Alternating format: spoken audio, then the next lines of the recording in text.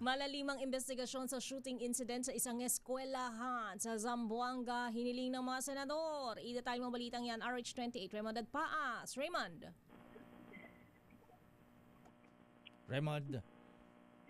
Raymond Adpaas. Anong latest, Raymond?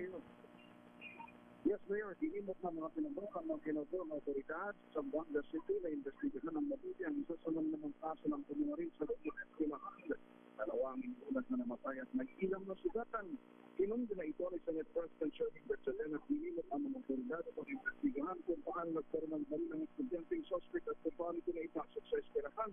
Nagramay sigat sa dyan sa Ateneo sa Zamboanga at sanap may pagtulungan sa DSS at sa ating komunidad.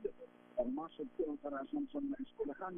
Ikinalungkot din ni Senator Joel Villanueva ang nangyaring pumamarin sa loob na mismo ng eskwelahan na itinuturi na isang safe space para sa mga mag-aaral. Para dapat magulang na nag-aaral o makakauliba ng ligtas ang kanyang anak.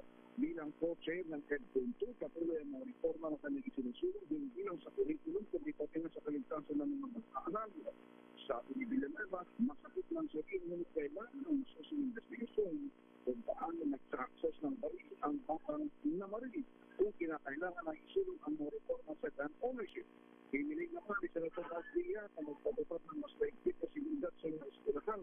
Para kay Villar, kailangan ng comprehensive approach sa seguridad ng mga eskwelahan, hindi lang dapat responde kapag nangyari na.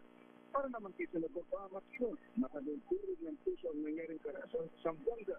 Bilang isang magulang, nakapagdulugo na maraman ng espasyo kung saan natuto ang pag-asa at pangarap ay nagiging lugar ng takot at karanasan.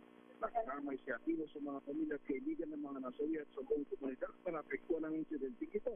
At nanapin mo ipagtulungan sa sektor ng edukasyon kung hindi na ito maulit-uli. Para naman kay Senator Rizal Tiveros na nag-investiga sa Tacloban shooting, mas malalim ang problema ang kinakahanap natin dahil maliban sa karasan ay naka-live stream pa ito sa social media. Sisisihin ng kanyang komite kung ang panibagong shooting incident ay nag-ugnayan sa nihilistic violent extremism o NVE na nakapase sa Amerika.